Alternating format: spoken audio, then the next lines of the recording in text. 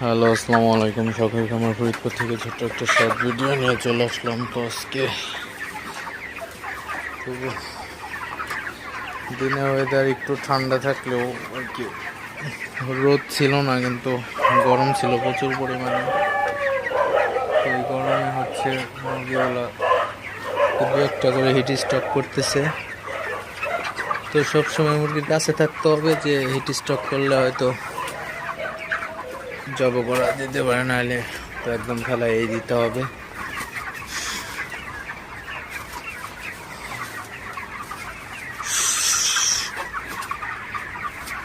তো প্রচুর পরিমাণে গরম। তো বৃষ্টি না আসা পর্যন্ত এই গরম কমবে না, অবস্থা খারাপ।